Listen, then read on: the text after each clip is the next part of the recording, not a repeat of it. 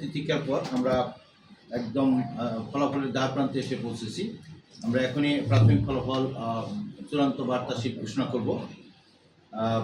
বেসরকারি ফলাফলটা ঘোষণা হবে আপনারা জানেন যে আগামীকালকে সকাল 11টায় একীভূত বিবরণ যেটা আমরা ঘোষণা করবো। ইতিমধ্যে আমরা প্রার্থীদেরকে এ বিষয়ে নোটিশ প্রদান করেছি, ওনারা উপস্থিত থাকবেন। ওনাদের সামনে আমরা কেন্দ্রভিত্তিক একীভূত ফলাফল ঘোষণা করব। আজকে আমরা প্রাথমিকভাবে চূড়ান্ত বার্তা শীট অর্থাৎ 128টা সেন্টার এবং পোস্টাল ব্যালটের একটি সেন্টার, মোট 129টি সেন্টারের চূড়ান্ত বার্তা শীট ঘোষণা করব। এখানে কে কত ভোট পেয়েছে আজকে শুধু ঘোষণা করব, কে কত ভোট পেয়েছে।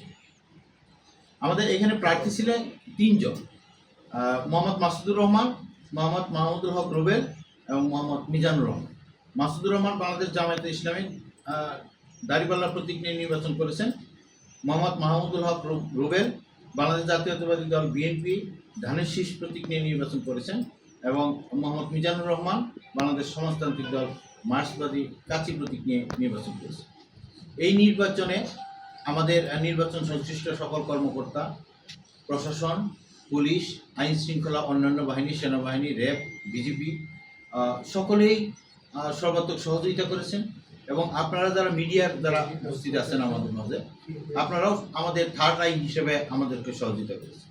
সকলকে ধন্যবাদ জানাচ্ছি। ধন্যবাদ জানিয়ে আমি আজকে প্রাথমিক চূড়ান্ত বার্তা শীট ঘোষণা করছি। মোহাম্মদ মাসুদুর রহমান বাংলাদেশ জামায়াতে ইসলামী দাঁড়িপাল্লা প্রতীক নিয়ে তিনি মোট ভোট পেয়েছেন 47,051 ভোট। মোহাম্মদ মাহমুদুল হক রুবেল বাংলাদেশ জাতীয়তাবাদী দল বিএনপি ধানের শীষ প্রতীক নিয়ে তিনি পেয়েছেন 1,66,117 ভোট এবং মোহাম্মদ মিজানুর রহমান বাংলাদেশ সমাজতান্ত্রিক দল মার্ক্সবাদী কাচি প্রতীক নিয়ে তিনি পেয়েছেন 480 ভোট। মোট বৈধ ভোটের সংখ্যা হচ্ছে 2,13,648। বাতিলকৃত ভোট হচ্ছে 2,086।